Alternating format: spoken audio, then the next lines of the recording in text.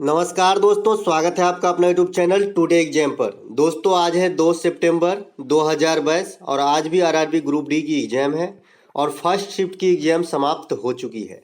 First shift के exam से math और रीजनिंग में जो भी प्रश्न प्राप्त हुए सभी प्रश्नों को लेकर आ गए हैं। साथ ही साथ आप लोगों के ही फरमाइश पे कुछ बच्चे कल ही कमेंट किए हैं मैथ वाली वीडियो में कि सर अपने तरफ से जो है सजेस्ट कीजिए हमारे लिए क्या अच्छा रहेगा, हमारा एग्जाम आगामी समय में है। तो मैं इसमें वो सब बात करूंगा आपको क्या पढ़ना चाहिए और साथ ही साथ शामिल भी कर लिया हूँ, हर एक को पैटर्न शामिल कर लिया हूँ जो अब तक 2022 के एग्जाम में पूछे गए। दोस्तों मेरा विश्वास है अगर आपने इस वीडियो को अच्छे से देख लिया और देख क्या लिया बनाना सीख लिया तो एग्जाम के अंदर आपका टाइम भी बच जाएगा। और उसके बाद टाइम बहुत बड़ी फैक्ट है एग्जाम के अंदर, अगर आपके पास टाइम के अंदर कुछ होता जा रहा है तो आपकी रिजल्ट आने की संभावना उतनी ही बढ़ जाती है। जैसे ही आप टाइम खाने लगते हो ना, आपका दिमाग सही काम करना जो है बंद कर देता है, भटकने लगता है और अच्छा क्वेश्चन भी आप गलत करके आ जाते हो। तो मैं सब इसमें शॉर्ट ट्रिक बात करूंगा कैसे आप शॉर्ट बना सकते हैं, कैसे कैलकुलेशन को बचा सकते हैं। तो चलिए दोस्तों देख लीजिए बिना टाइम गवाए कौन कौन से प्रश्न जो है यहाँ पर है।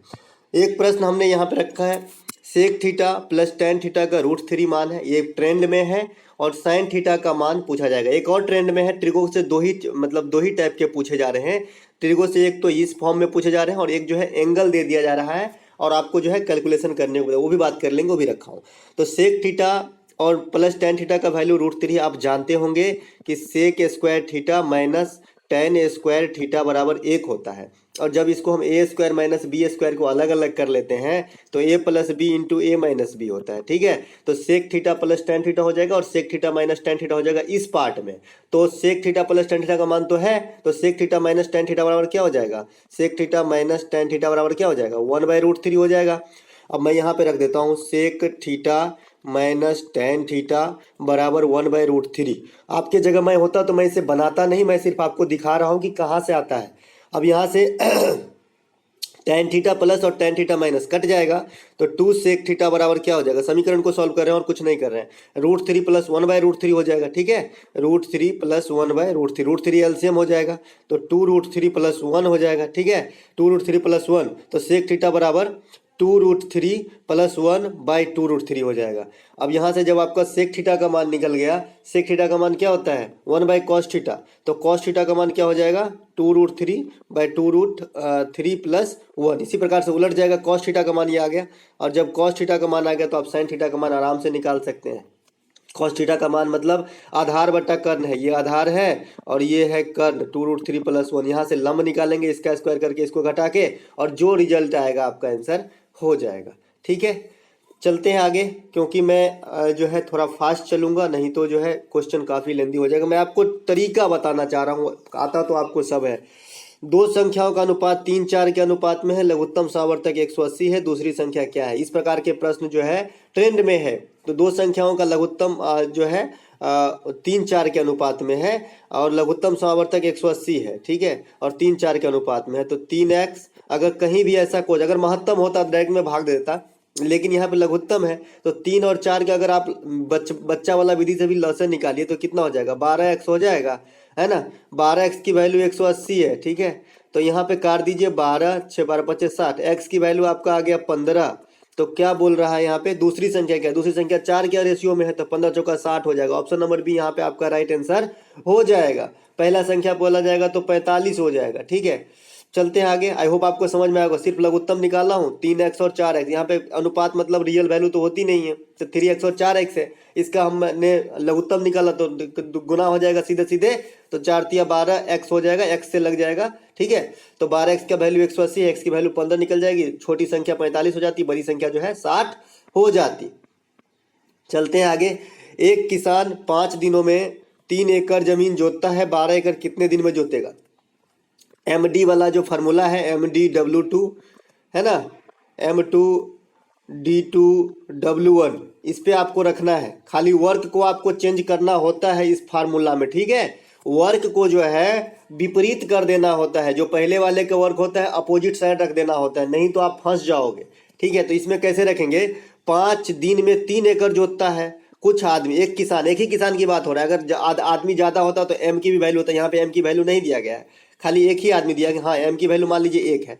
एक किसान एक दिनों में 3 एकड़ जमीन जोतता है तो वह 12 एकड़ कितने दिनों में, अभी D2 पूछा जा रहा है, ठीक है। तो मैंने कहा कि वर्क को आप चेंज कर दीजिए, तो 12 आपको इस साइड लिखना पड़ेगा, वर्क है 12, ठीक है। पहचानना आना चाहिए कि वर्क क्या है। यहाँ पे तो डायरेक्ट लिखा है कि 3 एकड़ 12 एकड़, कहीं कहीं आपको पहचानना पड़ेगा कि वर्क क्या है, ठीक है। तो इस साइड आपको क्या लिखना पड़ेगा, 5 12 आप लिख दिए, इस साइड आपको 3 और D2 का मान लिख दीजिए कि कुछ भी है D2 ही लिख दिया। और आदमी तो वही है, तो यहाँ भी मैं एक आदमी एक ही किसान की बात हो रही है तो मैं रख दिया। अब यहाँ से 3 चौका 12, 5 चौका के 20 दिन लगेगा। D2 का जो है 20 दिन में वो 12 एकड़ का जो है जुताई कर सकता है। ऑप्शन नंबर डी यहाँ पे राइट आंसर है। आई होप आपको समझ में आया होगा। इस वाले फार्मूला में जो फार्मूला होता है, चाहे बहुत चीज हो सकता है, M1 हो सकता है, D1 हो सकता है, H1 हो सकता है, लेकिन यहाँ पे W2 लिखना है, ठीक है। और इस साइड में W1 लिखना है। काम को जो है उल्टा कर देना है, नहीं तो फंस जाओगे। एक प्रश्न यहाँ पे है कि साइन 19 डिग्री बट्टा कॉस 71 डिग्री, कॉस 73 डिग्री बट्टा साइन 17 डिग्री। ये काफी ट्रेंड में चल रहे हैं। त्रिकोणमिति के 3 ट्रेंड चल रहे हैं, एक जो अभी आपने देखा, एक ये वाला एंगल वाला, और एक और आता है कि कोई थीटा का मान दे देगा और कोई थीटा का मान स्क्वायर आपसे पूछा जाएगा, ठीक है। तो यहाँ पे हम तीनों डिस्कस कर लेंगे, कोई इशू नहीं है। तो मैंने आपको कहा कि जब भी साइन, मैंने ठीक से थोड़ा बता देता हूँ कि अगर साइन और कॉस के दोनों एंगल का योग अगर 90 डिग्री आ रहा है तो आप समझिए कि दोनों बराबर हो जाएंगे, ठीक है। जैसे यहाँ पे मैं देख रहा हूँ 71 और 19 90 हो रहा है, तो दोनों में से कोई एक जाति का हो सकता है। यदि साइन 19 को आप कॉस 71 लिख सकते हो या कॉस 71 को साइन 19 लिख सकते हो। और कहाँ से आता है ये भी बताता हूँ। तो यहाँ पे एक कट जाएंगे तो एक हो जाएगा, प्लस ये भी कट जाएंगे तो ये भी एक हो जाएगा। अब एक और एक प्लस कितना हो गया, 2 आपका आंसर हो जाएगा। ऑप्शन नंबर डी आंसर हो जाएगा। और ये आता कहाँ से है भैया, तो साइन 90 माइनस थीटा क्या होता है, कॉस थीटा होता है। अब मैं साइन 19 को अगर लिखना चाहूँ तो साइन 90 माइनस 71 लिख सकता हूँ, और साइन 90 और थीटा की जगह पर क्या है 71, तो कॉस 71 लिखा जा सकता है। कॉस 71 नीचे है, मिल गया, तो यही कट के ऊपर नीचे कट गया, एक हो गया। तो ये यहाँ से आता है। और मैंने साथ साथ ये भी बताया था कि मान लीजिए हमको साइन 272 डिग्री का मान निकालना, मान लीजिए कि साइन हमको 300 डिग्री का मान निकालना है, सपोज चलिए जान दीजिए, हमको साइन जो है 300 डिग्री का मान निकालना है साइन में। तो मैंने ये भी बताया था कि ये बड़े बड़े आपको सॉल्व कर सकते हैं इजी में। कैसे, sine 90 minus theta cos theta होता है, आप जानते हैं। तो हम साइन इसको मैं 90 के फॉर्म में ले जाऊंगा, 9 या 27 270 तक लिख लूं और प्लस 30 लिख लूं, चलेगा।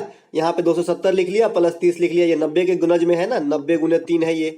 और जब भी 90 के गुणज में यहाँ पे रहेगा तो वही अप्लाई होगी विषम गुणज में। जब भी रहेगा 90 के विषम गुणज में, सम गुणज में रहेगा तो ये चेंज नहीं होगा थीटा, ठीक है। साइन थीटा का साइन थीटा ही लिखा जाएगा। लेकिन जब भी 90 के विषम गुणज में रहे, जैसे साइन 90 माइनस थीटा भी आपने देखा ना, 90 माइनस थीटा कॉस थीटा हुआ था, 90 का कैसा गुणज है, विषम गुणज है, 1 गुने 90 है ना।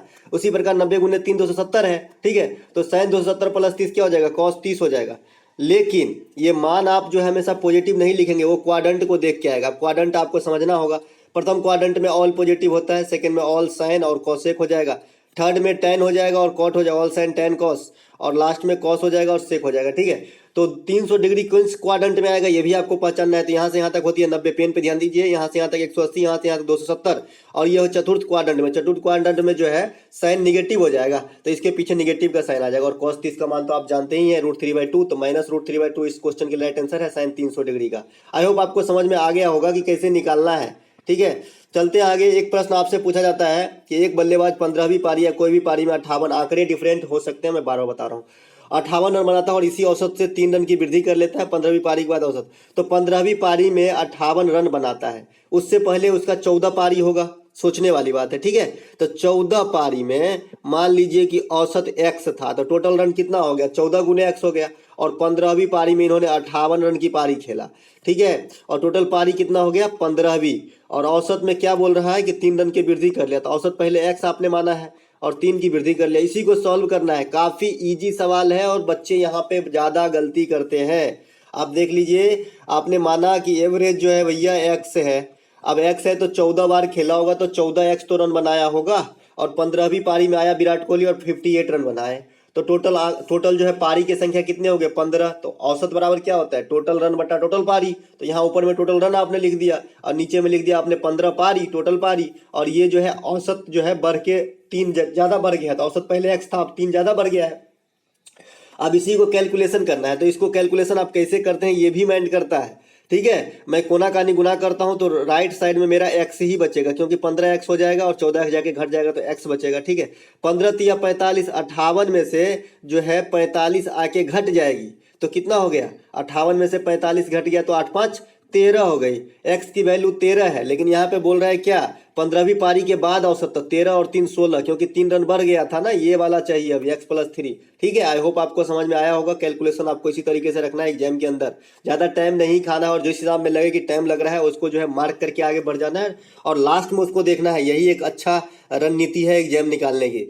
36 संतरे बेचने पर एक फल विक्रेता को 4 संतरे के विक्रय मूल्य के बराबर हानि होती है। हानि प्रतिशत क्या है, अब 36 संतरे को जो बेचता है ना कोई विक्रेता, तो 4 संतरों के विक्रय मूल्य, अब 36 का विक्रय मूल्य मान लीजिए कि 36 रुपया है। ठीक है, और 36 का जो सीपी है, क्रय मूल्य है 40 रुपया है, तभी तो 4 के विक्रय मूल्य के बराबर जो है जो हानि होगा ना। ये ट्रिक आना चाहिए कि मैं किसको मानूं।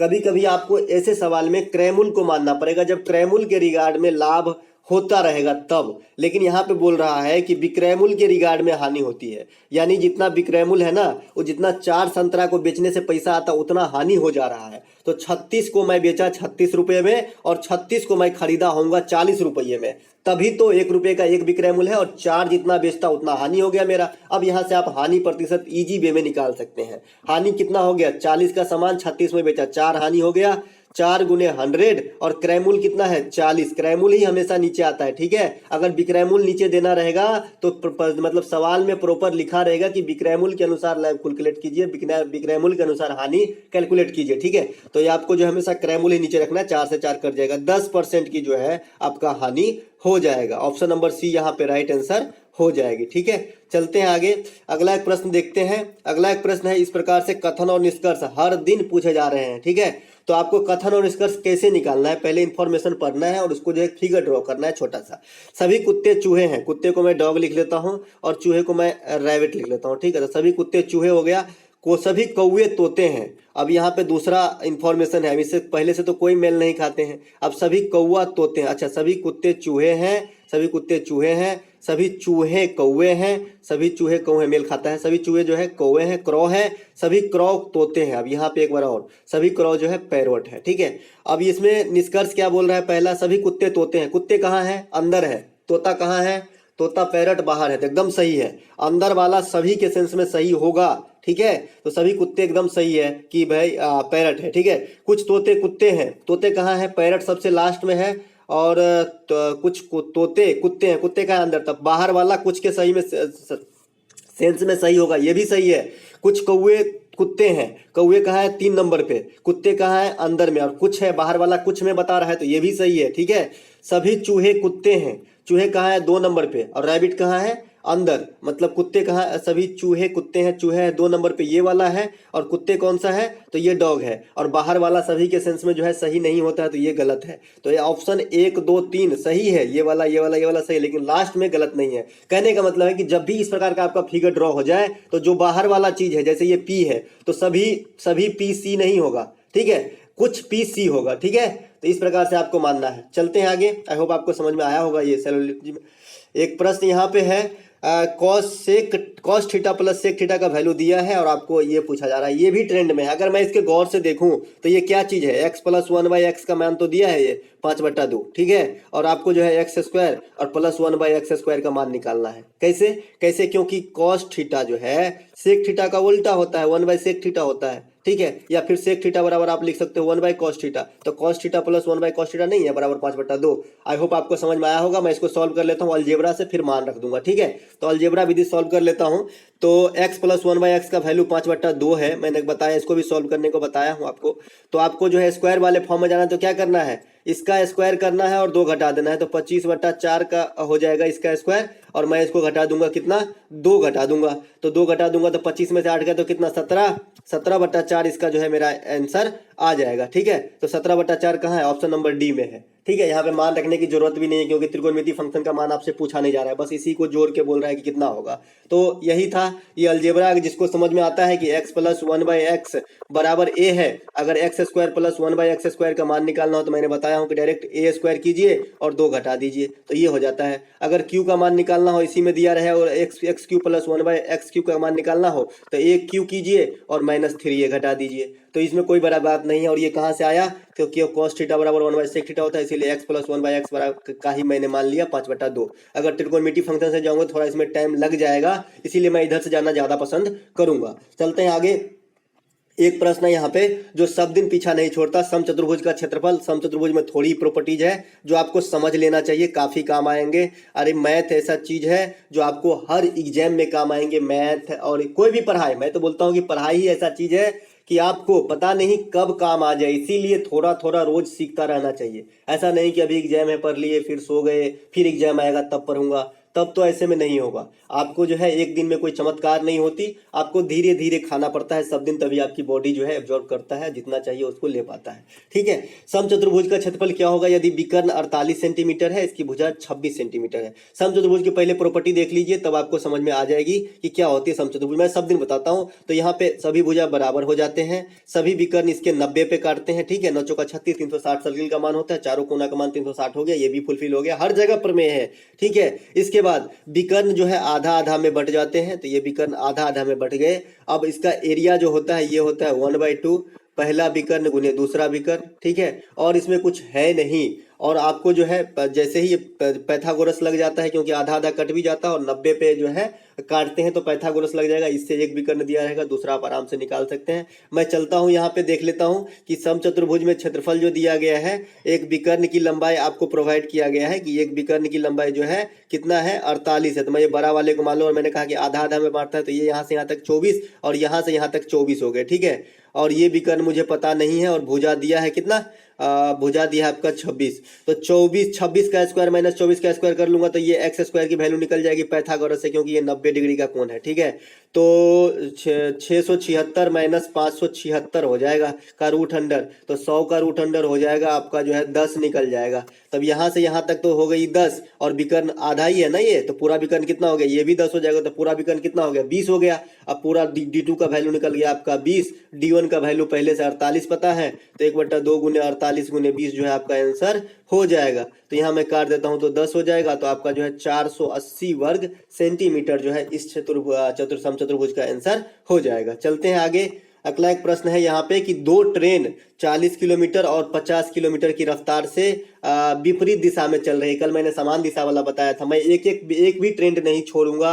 अगर आपने अच्छे से सुना तो एग्जाम आपकी फतेह है। मैथ में तो कोई दिन टेंशन नहीं होने वाला है, साथ ही साथ जो मैं जीके जीएस का पीडीएफ देता हूँ वहां से भी काफी क्वेश्चन आ जाते हैं, और आई होप कि अब तक आप तैयारी करते हैं तो अच्छे से ही तैयारी किए होंगे। ठीक है, तो दोनों एक दूसरे को 12 सेकंड में पार कर लेते हैं। ट्रेन की लंबाई 300 मीटर है, तो दूसरी ट्रेन की लंबाई पूछा जा रहा है। मैंने कल बताया था कि जब गाड़ी दोनों विपरीत दिशा में जाती है तो सापेक्षिक चाल जुट जाती है, और जब सेम दिशा में जाती है तो सापेक्षिक चाल जो है घट जाती है। तो पहले इतनी बात। दूसरी बात, किलोमीटर को मीटर प्रति सेकंड में बदलने के लिए 5/18 से गुना करना पड़ता है। ठीक है, और मीटर प्रति सेकंड को किलोमीटर में बदलने के लिए 18/5 से गुना करना पड़ता है। ठीक है, इतनी बात तो हो गई। तीसरी बात कि जब खंभा हो, कोई आदमी हो, गाय हो, छोटी पुलिया हो, उसके बाद खुद ट्रेन हो, तो ये सब में दूरी क्या हो जाता है? सब में तो 0 हो जाता है, लेकिन जब खुद दो ट्रेन एक दूसरे को पास करे तो टोटल दूरी T1 प्लस T2 की लंबाई होती है। ठीक है, तो आपको ये बात भी ध्यान रखना है। तो चलते हैं आगे। तो यहाँ पे देख लेते हैं, एक की चाल 40, दूसरे की 50, विपरीत दिशा में जा रही है, तो सापेक्षिक चाल जो भी आ जाएगा फाइनल वाला,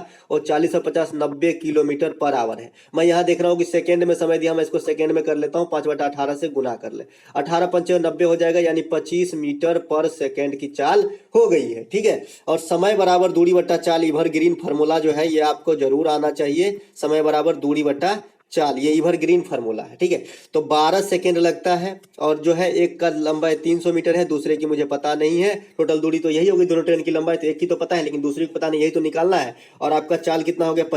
25 को और 12 को गुना करेंगे तो कितना हो जाएगा?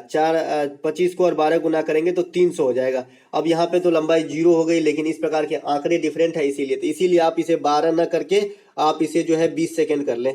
20 सेकंड कर लेते हैं तो कुछ आंसर निकलेगा। 20 सेकंड कर लेंगे तो 25 दूना के 50, 500 तक दूसरी ट्रेन की लंबाई 200 मीटर हो जाएगा। हमारा मकसद ये नहीं है कि आपको बरगलाऊं, हमारा मकसद ये है कि आपको तरीके सिखाऊं। यहाँ पे मैंने आंकड़े अपने मन से रख दिया हूं, तो जो कैलकुलेशन करके नहीं रखा था, एक रैंडम रखा था, तो यहाँ पे कुछ भी, तो यहाँ पे मान लीजिए कि 20 सेकंड कर लीजिए, टाइम लगा है, समय बराबर दूरी बट्टा चाल, ठीक है। तो 500 में से 300 गया तो 200 जो है आपका दूसरी ट्रेन की लंबाई हो जाएगी। इसमें जो मेन बात मैंने बताया कि एक ही दिशा में जाएगा चाल घट जाएगा, दोनों दिशा में विपरीत दिशा में चलेगा चाल बढ़ जाएगा। मीटर प्रति सेकंड में कैसे चेंज करना है, किलोमीटर को जो है सेकंड में कैसे लाना है, सेकंड को किलोमीटर में कैसे ले जाना है, समय बराबर दूरी बटा चाल, इतना याद रखेंगे तो आपको ट्रेन वाले में लफड़ा नहीं होने वाला है, खास करके ग्रुप डी के लिए। ये सीजीएल वगैरह में थोड़ी और चाहिए क्योंकि इतने से काम नहीं चलती है। मैं भी बहुत सारे सीजीएल के एग्जाम जो है अटेंड किया हूँ। दो संख्याओं का मौसा 15 है तथा उसका लसा 225 है, यदि एक संख्या 75 है। एक ट्रेंड ये चलती है और ये ट्रेंड सबसे हल्की है। इसमें क्या होता है, मौसा लसा गुने मौसा, ठीक है, लसा गुने मौसा बटा पहली संख्या P1 लिख देता हूँ गुने P2, ठीक है। तो ये आपको करना है, इसी में पिरो देना है, आपका आंसर निकल जाएगा। तो यहाँ पे मौसा 15 है तो मौसा गुने लसा कितना है 225, और पहली संख्या कितनी है 75, और दूसरी संख्या की मान हमें पूछा जा रहा है तो x बराबर, क्योंकि आपको अब शायद ऐसे समझ में नहीं आया होगा, ठीक है। फिर से मैं करता हूँ, एलसीएम गुने HCF, ठीक है, एलसीएम गुने HCF बराबर पहली संख्या गुने दूसरी संख्या, ठीक है। अब यहाँ से एक संख्या का गिवन है, ये दूसरी संख्या निकालने के लिए इतना बराबर, ये तो नीचे आ जाएगा ना बट्टे में, बस ये समझाना चाह रहा था दोस्तों। मैं चाहता हूँ कि आपको कोई कंफ्यूजन ना रहे, ठीक है। 15 गुने 225 बट्टा 75, दूसरी संख्या का वैल्यू 15 5 75, इसको काट देंगे तो 45 होगा, क्या 5 का 20, 2 पर 5 5 45 होगा। तो 45 यहाँ पे राइट आंसर हो जाएंगी दूसरी संख्या के लिए, ठीक है। एक पेयर निकालने वाला भी इसमें पूछा था, लेकिन अभी तक ग्रुप डी में पूछा नहीं गया, इसलिए मैं नहीं बता रहा हूँ पेयर निकालने वाला कितने पेयर संभव है।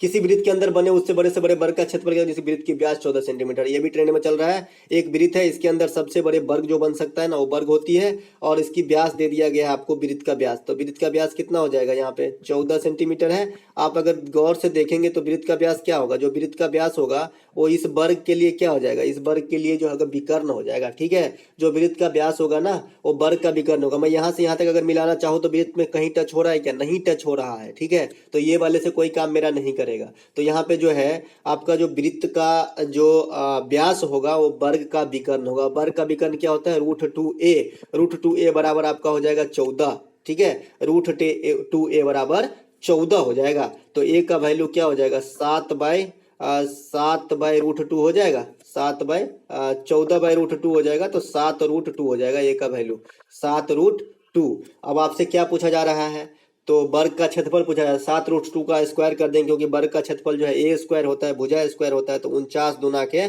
जो हो जाएगा आंसर हो जाएगा 18 और 9 98 आंसर हो जाएगा इस क्वेश्चन के लिए। एक और मैं बताऊं कि जब वर्ग ही बाहर हो और वृत्त अंदर हो तब क्या होती है, तो जो वर्ग की भुजा होती है ना वो वृत्त के व्यास का काम करने लगता है। देखिए आप यहाँ से यहाँ तक मिलाइए, ये वृत्त का व्यास है और वर्ग के लिए क्या है, भुजा है। आई होप आपको समझ में आया होगा, दोनों विधि एग्जाम में आएंगे तो आप छोड़िएगा नहीं।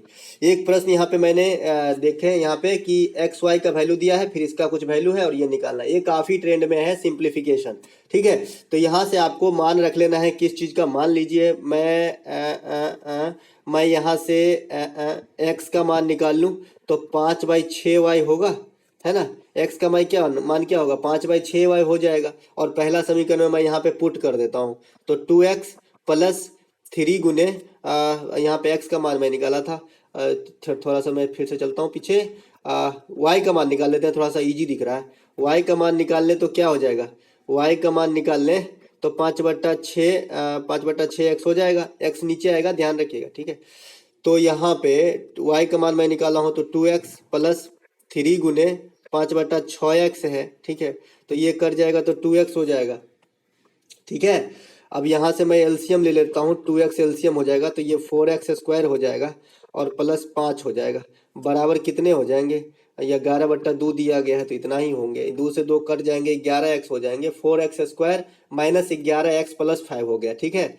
4x square minus 11x plus 5 हो गया, ये गुणनखंड हो गया। यहाँ से x की वैल्यू निकालेंगे और जो x का वैल्यू निकालेंगे यहाँ रख के y के मान निकल जाएगा, और y का मान जब x y का मान जब निकल जाएगा इसमें डाल देंगे और आपका आंसर हो जाएगा। दोस्तों ये बड़े बड़े आंकड़े हैं, नहीं तो मैं ऑप्शन से कर लेता, ठीक है। छोटे आंकड़े हो इस प्रकार के सवाल में तो आप ऑप्शन से करें, बड़े आंकड़े हो तो आप सॉल्व करें, और इस प्रकार के हिसाब जो है आप लास्ट के लिए बचा के रखें कि मैं लास्ट में करूंगा, ठीक है। तो यहाँ पे जो है आप इसे सॉल्व करेंगे और आपका आंसर जो है निकल जाएगा। चलते हैं आगे। आगे एक प्रश्न है कि एक समबाहु बहुभुज के प्रत्येक अंतः कोण और बाह्य कोण का अंतर 60 डिग्री है, तो बहुभुज की भुजाओं की संख्या ज्ञात कीजिए। अंतः कोण और बाह्य कोण का अंतर 60 डिग्री है, ठीक है। तो अंतः कोण और बाह्य कोण का अंतर 60 डिग्री है। एगो थीटा होगा तो एगो 180 माइनस थीटा होगा, और इन दोनों का जो अंतर है ये 60 डिग्री है, तो थीटा माइनस 180 माइनस थीटा बराबर 60 डिग्री। कहाँ से कर रहा हूँ मैं बताऊंगा आपको। तो 2 थीटा माइनस 180 बराबर 60 डिग्री, तो 8 6 14 240, थीटा का मान आ गया आपको 120 डिग्री, ठीक है। तो एगो आ गया 120 डिग्री और एगो आ गया आपका 60 डिग्री, ठीक है। तो यहाँ पे जो है अंतः कोण और बाह्य कोण के अंतर 60 डिग्री, तो 120 डिग्री है और एगो है 60 डिग्री। तो क्या पूछा जाता है, तो बहुभुज में भुजाओं की संख्या कितनी है, तो 6 गो होगा, 6 गो बहुभुजा होगा। कैसे होता है ये, कैसे मैं कर लिया इतना जल्दी। आप जो है सूत्र लिखते 180 इंटू एन माइनस 2 बट्टा एन, उसके बाद लिखते 360 बाई एन बराबर आप लिखते 60 और इसको सॉल्व करते। मैंने इतना नहीं किया, ठीक है। मैं कैसे किया, मैं जानता हूं कि एक लाइन पे 180 डिग्री की कोण होती है, कोई भी लाइन है सीधा लाइन 180 डिग्री की कोण होती है। अगर मैं एक साइड का अंतः कोण मान लीजिए कि ये वाली कोई बहुभुज है, ये भी बहुभुज का कोई शेप है, ठीक है। तो अंतः कोण ये वाला हो गया और बाह्य कोण ये वाला हो गया। बाह्य कोण को मैं अल्फा लिख देता हूँ, तो अल्फा और थीटा, थीटा हो गया अंतः कोण, अल्फा हो गया बाह्य कोण, समझाने के लिए है, ठीक है। और बोल रहे हैं कि दोनों में अंतर 60 है, तो अगर थीटा मान लीजिए थीटा है तो अल्फा कितना हो जाएगा, 180 माइनस थीटा हो जाएगा। तो क्योंकि भाई एक लाइन पे 180 होती है, तो इधर आपने थीटा ले लिया तो 180 में से थीटा जो घट के रहेगा ये साइड बाहरी कोण आ जाएगा ना, और दोनों का अंतर बोल रहा है 60 है, तो वही मैं दोनों को घटाया और 60 किया, तो हमारा थीटा का मान जो है 120 आ गया। तो यहाँ के 120 आ गया, तो ये अल्फा बराबर 60 हो जाएगा ना, ठीक है। और मैं आपको क्या बताऊं कि आप जब भी आपको एक कोण निकल जाए तो आप अंतः कोण से कभी भी कैलकुलेट मत कीजिए कि कितनी भुजा होगी, आप बाहरी कोण से कर लीजिए, क्योंकि बाहरी कोणों का योग 360 होता है, और 360 में अगर आप 60 से भाग दे देंगे तो 6 नहीं निकलेगा। अंतः कोण से भी कीजिएगा तो 6 ही निकलेगा। मैं करके दिखाता हूँ, ये तो बाह्य कोण से किए कि 360 में 60 से भाग दे दिए, ठीक है। अंतः कोण से अगर करते हैं तो अंतः कोण का मान आपका कितना निकला था, 120, और क्या होता है अंतः कोणों का योग 180 इंटू एन माइनस 2, ठीक है। 180 इंटू एन माइनस 2 होता है, तो 6 गुने 4 कर लेते हैं, तो 180 इंटू एन माइनस 2 होता है, देख 180 इंटू एन माइनस 2 होता है। तो मैंने कहा कि 6 भुजा है, तो आप 4 लिखेंगे, 6 में से गया तो 6 में से 2 गया तो 4 हुआ ना, और 120 से भाग देंगे, ठीक है। तो यहाँ से यहाँ 6 दूनी के 12, 6 त्रिक 18, 2 दूनी के 4, फिर से 6 आ गया आंसर। तो कहाँ से भी चलिए आपके हाथ में है। इसमें एक और ट्रेंड में रहता है कि विकर्णों की संख्या कितनी होगी, तो एन स्क्वायर माइनस 3n/2 करना है। अगर 6 भुजा होगा ना तो 36, मान लीजिए कि 6 भुजा वाला बहुभुज है और पूछ दिया कि विकर्ण कितने बनेंगे, तो 36 माइनस 18, 6 त्रिक 18, ठीक है। तो 18/2, तो 9 गो विकर्ण बनेगा 6 भुजा वाले में। तो आप देख सकते हैं ये सूत्र आपको याद रखना है, एन स्क्वायर माइनस 3n/2। एक प्रश्न मैंने यहाँ रखा जो काफी ट्रेंड में है, 2 व्यक्ति 8 किलोमीटर घंटा से 15 मिनट देरी से पहुंचता है और 10 किलोमीटर घंटा से 3 मिनट देरी से पहुंचता है, तो घर से दफ्तर की दूरी कितनी है। तो दोनों बार देरी से पहुंचता है, मैंने बताया था पहली चाल गुने दूसरी चाल, 8 गुने 10 बट्टा दोनों का डिफरेंस, तो दोनों का डिफरेंस 2 आ गया। उसके बाद दोनों बार देरी से पहुंच रहा है तो घट जाएगा, एक बार देरी से पहुंचता और एक बार पहले पहुंच जाता तो जुट जाता, तो यहाँ पे दोनों बार देरी से पहुंच रहा है तो घट जाएगा। 15 में से 3 गया तो 12। अब ये जरूरी नहीं कि पहले 15 ही लिखा होगा या पहले 3 ही लिखा होगा, कैसे भी लिखा हो सकता है जहां से, क्योंकि समय चाल दूरी ये सब माइनस में नहीं होती, इसलिए आपको माइनस में कभी नहीं लिखना है। आ भी जाए तो आपको माइनस को इग्नोर करना है। तो 12, और जब घंटा में यहाँ पे किलोमीटर में आंसर दिया है तो मैं 60 से भाग दे दूंगा, क्योंकि मिनट की बात नहीं करेंगे, फिर घंटा की बात करेंगे, और मैंने मिनट को जो है घंटा में बना दिया, 60 से भाग देंगे, ठीक है। तो इसके बाद आपने 1 0 से 1 0 कर दिया, 6 दूनी के 12 कर दिया, 2 से 2 कर दिया, तो 8 किलोमीटर की दूरी है उनके घर से दफ्तर की, ठीक है। आई होप आपको समझ में आया होगा। फिर से एक बार बता देता हूँ कि राम 3 से जाता है और 4 से जाता है। 3 से जाता है तो 10 मिनट देरी से पहुंचता है, मान लीजिए 4 से जाता है तो 10 मिनट पहले पहुंच जाता है। अब दूरी पूछा जाता है इस क्वेश्चन में, तो आपको 3 गुने 4, दोनों 4 लिखना है, फिर दोनों का डिफरेंस, तो 4 में से 3 गया तो 1, कोई बात नहीं, 1 ही आया। उसके बाद 10 और 10 20 हो जाएगा यहाँ पे, क्योंकि एक बार देरी और एक बार पहले पहुंच रहा है, और 60 से भाग दे देंगे, 20 या 60, 3 से 3 कट गया, 4 किलोमीटर की दूरी है इस वाले सेंस में। तो आई होप आपको ये क्वेश्चन अच्छे से समझ में आया होगा और एग्जाम में आपको देखने को मिलेगा, अच्छे से करके ही जाना, ठीक है। एक अच्छा प्रश्न यहाँ पे मैं रखा हूँ जो ट्रेंड में है कि ए किसी कार्य को 10 दिन में समाप्त करता है, बी 20 दिन में समाप्त कर सकता है, दोनों इकट्ठे आराम के, लेकिन परंतु 5 दिन बाद ए ने कार्य करना बंद कर दिया, शेष कार्य बी समाप्त में कितना समय लगेगा। तो इस प्रकार से क्वेश्चन आजकल काफी ट्रेंड में है, सीधे सीधे नहीं पूछा जाता। 10 20 कैल्शियम कितना हो गया 20, तो ए की इफिशियंसी कितनी हो गई 2, और बी की इफिशियंसी कितनी हो गई 1, ठीक है। अब जो है परंतु 5 दिन बाद ए ने कार्य करना बंद कर दिया। ए कितना दिन कार्य किया है? 5 दिन कार्य किया है। ए जो है 5 दिन कार्य किया है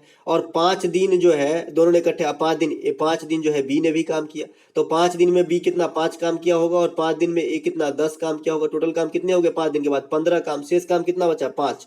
अब ये 5 दिन के बाद शेष काम बचा 5 और ए जो है अब काम करना बंद कर दिया। अब अकेला बी कर रहा है तो शेष कार्य बी कितने दिन में समाप्त करेंगे? तो ए की इफिशिएंसी कितनी है? 1 दिन में 1 काम करता है।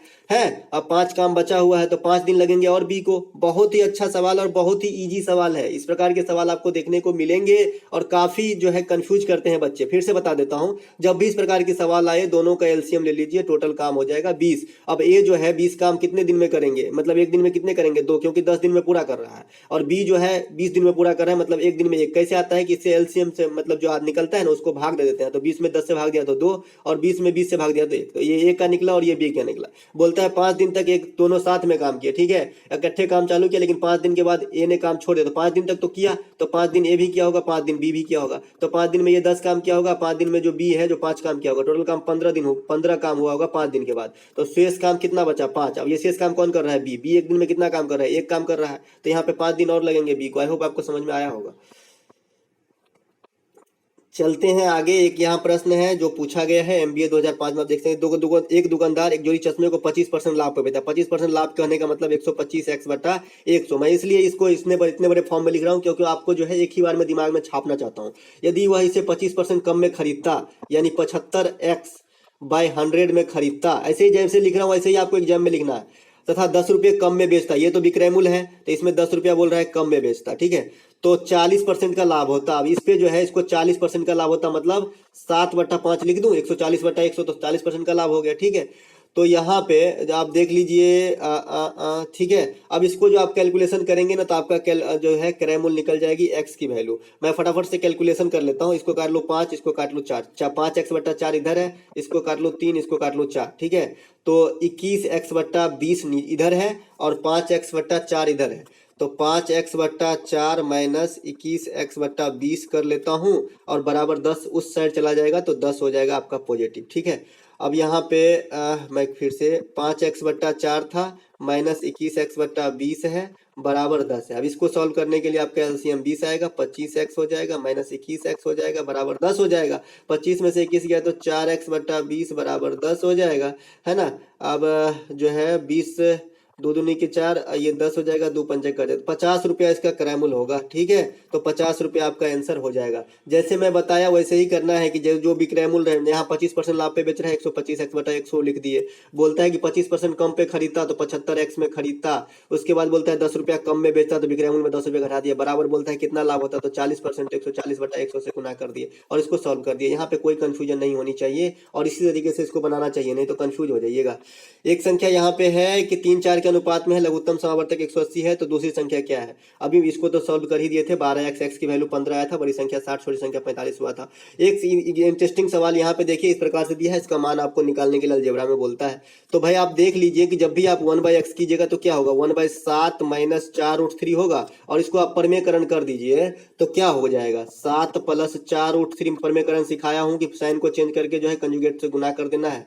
तो 4√3, तो ऊपर में तो 7 + 4√3 होगा, लेकिन नीचे में a + b × a - b है। 7 × 49 में से 16, 4 × 16 = 48, मतलब नीचे में क्या बचा? 1 बचा। तो सीधा सीधा मैं कह सकता हूँ खाली 7 + 4√3 बचा, ठीक है। तो 7 - 4√3 अब +7 + 4√3, इतना ही तो लिख सकते हैं ना इस चीज को, x + 1/x को। तो √3 वाला पोर्शन कट जाएगा, 7 7 14 आपका आंसर हो जाएगा। बहुत ही ट्रिकी सवाल और बहुत ही इंटरेस्टिंग सवाल है दोस्तों। आशा करते हैं कि हाँ, साथ ही साथ थोड़ा बेलन की चर्चा कर ले कि बेलन की आयतन क्या होती है, πr² h होता है। इस पे आप वक्र पृष्ठ 2πrh होता है। गोला का आयतन बता दें 4/3 πr³ होता है। संपूर्ण पृष्ठ का क्षेत्रफल 4πr² होता है। ये सब मैं आपको याद दिला रहा हूँ, काम आएगा। शंकु का आयतन 1/3 πr² h होता है। वक्र पृष्ठ πrl होता है। l कैसे निकलता है, √h² + r² कैलकुलेट करते हैं तो l² की वैल्यू है, सॉरी l की वैल्यू है ये। तो यहाँ से आप निकाल सकते हैं। इतना अगर आपने कर लिया तो ग्रुप डी के एग्जाम में कोई टेंशन नहीं होने वाली है। आई होप आपको अच्छा मजा आया होगा। अगर मजा आया होगा तो एक लाइक जरूर कीजिएगा। मिलते हैं जीके जीएस के एनालिसिस वाली वीडियो के साथ।